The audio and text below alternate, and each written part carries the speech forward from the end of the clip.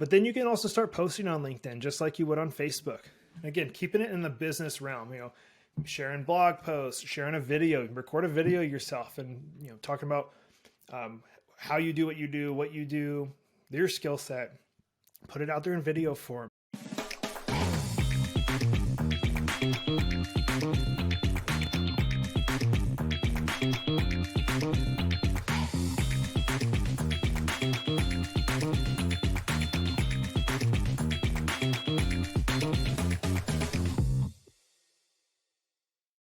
Well, on today's episode, I will be diving into LinkedIn strategies. If you're not using LinkedIn currently, you should be, but it might be overwhelming. So we dive into some strategies and tactics that you can use to harness the power of LinkedIn here on the next episode here in just a few seconds on the Finally Marketing That Works podcast.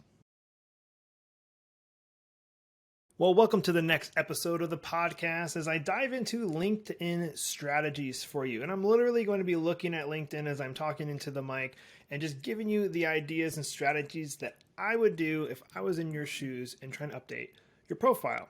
So first and foremost, if you don't have a LinkedIn, please make a LinkedIn. It is free to do so, will not cost you anything. LinkedIn does have some paid tiers. I think they range from anywhere from $50 a month to maybe $150 a month, where you just get some added benefits, some prospecting, different things they give you. Please do not worry about that.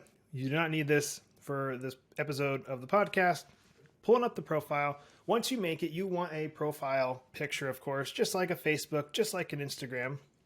But for this photo, you don't want it to be, a picture of your dog, or you don't want a picture of you and your whole family. It needs to be a picture of you and just you. It needs to be a somewhat professional picture. You really don't want it to, you don't want it to be dark and distorted. You don't want it to be fuzzy. It needs to be a headshot of you.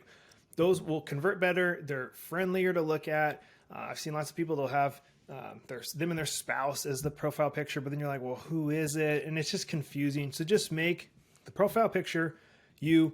If you don't have a professional headshot done, that's okay. Let's just take your phone or have your friend take a picture of you with their phone, so you can put it in there. And you want your head to pretty much be a pretty big part of the profile picture. You don't want it to be far away. It needs to be close. They have data backing up that on the pictures do better when it's more of your face in the picture than not your face. So feel free to take a look at my profile on LinkedIn. If you want to look me up, Mitchell Slater, you can see what I have for my profile. But that's the first place you would start, your profile pic. Then you have a cover photo, again, just like on Facebook, where it's like a longer horizontal photo that I would have that could be a picture of, a graphic for your business.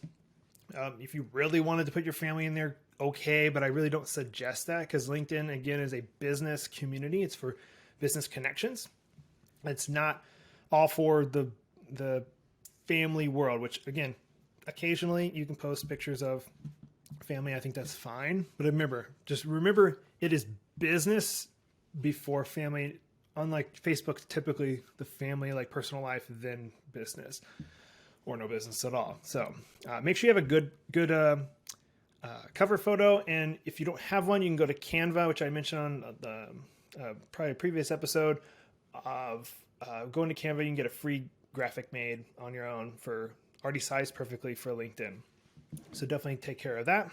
You obviously want it to be your name on your profile. You don't want it to be, a nickname or your business name. Let's just focus on an actual personal profile on LinkedIn. And then there's a part there below your name that you can put in a short little bio on yourself, like a couple sentences of what it is you do. And you want that to be very niche, very focused on what it is you do. You wouldn't want to be in there and be like, let's just go something really random here. If you're a restaurant, let's just go see if we'll pick on restaurants here.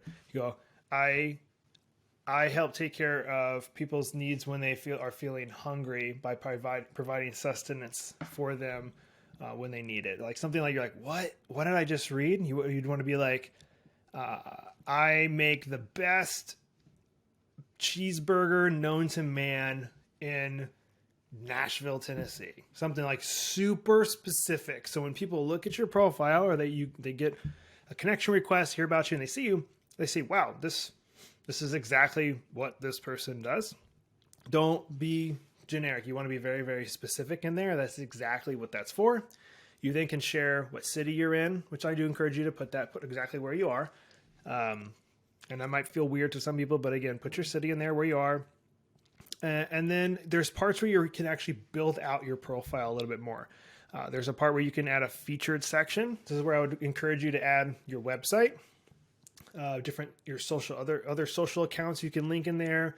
If you have any type of like lead generator or an ebook or some sort, you can add some of these things in the featured section for people to see and click on. It just makes it more front and center so that they can actually see it. And then but a little bit below that, you have an actual whole bio section that you can fill out. And this is the about you. Take some time to fill that out. Don't just write a novel to write a novel. Make sure each section needs to be in there about you, but there's a part of, again, this is about you. So you have to figure out, do you want to write it in first person, all that stuff. But there is a bio section. I would encourage you to have it be, I would say maybe 3 to 5 paragraphs on you and who you are, what problem you solve, and just who you are as a person. So please make sure you fill that out. And then there is a part for experience. I encourage you to really fill this out all the way back to when you were a teenager and you had a job, whether it was working at a fast food place or whatever. Fill it out, put it in there, what your past was, what you used to do. You can fill out all those experiences in there, as well as your current role and job and what you currently do. You can also then fill out education. So this is where you'd want to put in the high school you went to, colleges you went to, if you went to college, all of those different things you can fill out in education. The cool thing about the part where you can fill out education is this is where now other people can connect with you. So let's say that you went to the University of Florida. Okay. I'm a huge Florida Gator fan. So if you went to, but I didn't go to University of Florida. Okay. But if you're a huge, if you went to a specific school, you put it in there because now other people will be able to see that if they went to University of Florida. They go, oh, you're an alumni too of University of Florida. So am I. It's a way to build connections in the world of LinkedIn when they see you have things in common. And that's why the more you can add to your LinkedIn profile, the better it's going to work for you, because it's going to help you get connections for people, because you can find some commonality when you're reaching out. Hey, saw you go to the same university, or saw that you have the same interest, or you're in the same whatever. Build out the profile as much as you're comfortable filling out this information, because it does help you build connections. There's another section that you can fill out based on what licenses or certifications you guys have. Just build that out. If you have any of those, pop them in there. There's also a really cool part below that where you can fill out skills. You can do up to 50. Unless they've recently changed it, you can do 50, and that could be, digital marketing, advertising, social media. Like, you can build out, those are the ones I would put on my profile. And then the people who connect with you can endorse you for these skills that you've put on your profile. And of course, the more endorsements you get, just looks better when somebody's going to your profile and go, wow, 100 people have endorsed this person for this skill set. So it just really helps. I see a lot of times people build out their LinkedIn and have like 3 skills put in there. They didn't take advantage of the full 50. Again, the more you fill out, the better you're going to pop up in searches if people are actually searching for a certain professional in a certain industry or whatever. It's easier. It's going to pop up a lot easier if you do it that way. So make sure you fill out your skills, encourage, and then when you connect with people, which I can dive into that just in a little bit, go endorse them for a skill set that they have. Typically, people will then endorse you back if you've endorsed them, and it's just kind of, pat your back. I pat your back, you pat my back type of thing. The next section is really cool. Just like a Google review or Facebook review section, you can actually have something that's called recommendations on LinkedIn, where somebody can actually recommend you personally with a review saying, hey, I work with this person doing this, blah, blah, blah, blah. It's a great thing to have.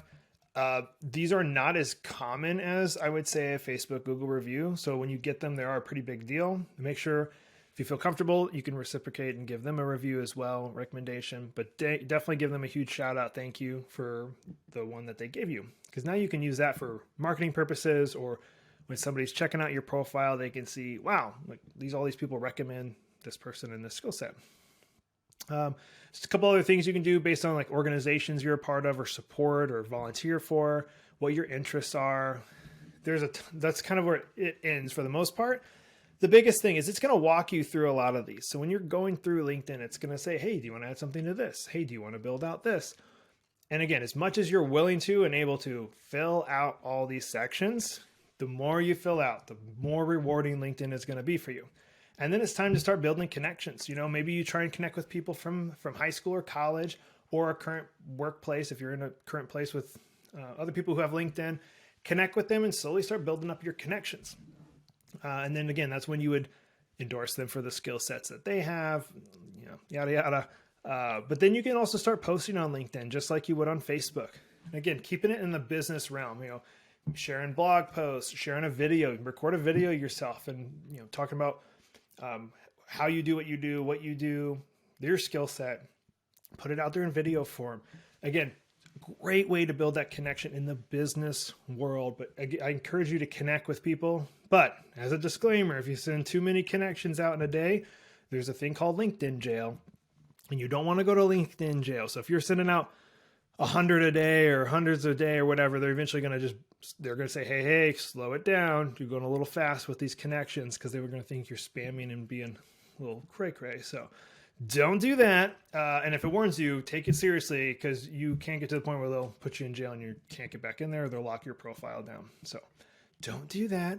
But LinkedIn does reward people the more you engage on the profile. So if you're on LinkedIn and you're commenting on people's posts and you're liking their stuff and you're posting and you're giving feedback and you're on the profiles and you're on the platform, they will let you do more than somebody who doesn't. So again, I don't know the data, because I don't even know if it's technically public or anything. But if I'm a LinkedIn user, say specifically a new LinkedIn user, but I'm just never on it, and I'm trying to request to connect with people, 100 people a day, they're going to shut me down and be like, nope, you're not using the platform like you should be using it. You're abusing it. But if you have somebody who is commenting and liking and sharing and just on the platform, adding value and making the platform better, they're going to let you share, send more connection requests to people and be more engaged in the platform, because you're bettering the platform being on there. So just add value anywhere you go, because it is going to help you in the LinkedIn world. And that's kind of the main pieces I had. So I hope you guys are able to take that, grow your LinkedIn presence, use it if you're not, and I'm sure you will not be disappointed. Well, as always, I hope you got something out of today's episode. LinkedIn is a powerful, powerful platform that if you're not using, you're missing out. So go over there, make a free profile today, get it built out, and start connecting with people to build your network, because hopefully you got plenty more years to connect with people and grow your influence out there, and hopefully grow your business or whatever you're working on. So use it. It's out there. Use it. And if you have any questions or need help, please reach out to us, and we'll be here with another episode. So we'll see you next time on the Finally Marketing That Works podcast. We'll see you then.